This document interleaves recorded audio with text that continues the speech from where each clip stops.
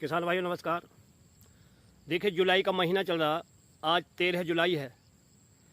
इस जुलाई के महीने में हमें एक काम बहुत ज़रूरी करना होगा। देखिए जो नौधा गन्ना है यानी पौधा बोलते हैं जिसे, उसकी तो अभी कोई आवश्यकता नहीं है क्योंकि उसकी जड़ गहरी होती है, तो वो तो गन्ना अभी नहीं गिरेगा। लेकिन जो पेड़ी या तिपेड़ी हैं वे अब अचानक सी हवा पे गिर जाएंगी, तो हम उसकी बंधाई जरूरी कर लें समय रहते हुए। अगर समय पे बंधाई ना करते हैं गन्ना गिर जाता है, और गिरने के बाद बंधाई करते हैं तो गन्ने में सबसे बड़ा नुकसान एक होता है, उसका आपस में टच होकर ऐसे गन्ना जब बंधाई करते हैं तो अगोला टूटता है, विकट नुकसान होता है उसमें। और जैसे ही गन्ना गिर जाता है इमरजेंसी में बंधवाते हैं तो उसका पैसा भी ज़्यादा लगता है। तो इसलिए समय से बंधाई कर लें। और बंधाई में भी एक ध्यान रखें कि जहाँ भी हम गन्ने को बांधें तो जहाँ हम जून लगाएं, पहली बात तो कैंची की बंधाई करें। जहाँ जून लगाए उससे गन्ना आधा नीचे रह जाए, आधा ऊपर होना जरूरी है।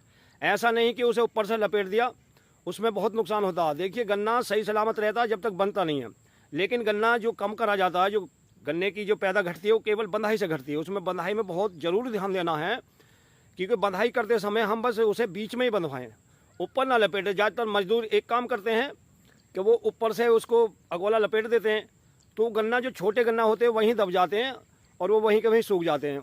जब बंधाई होती है देखिए हम कम से कम 10 से 15 या 20 गन्ने तक एक जगह बांधते हैं एक मेढ़े में, लेकिन बाद में एक आध महीने बाद देखते हैं आके तो उसमें ज़्यादा से ज़्यादा 10-12 गन्ने ही मुश्किल से ऊपर जाते हैं अगोला, बाकी सब वहीं ख़त्म हो जाते हैं। तो इसलिए बंधाई करें और ढंग से करें। चाहे बेशक बीघा के हिसाब से 10-20 रुपये फालतू बंधवाएं, लेकिन कहकर उनसे नीचे बंधवाएं।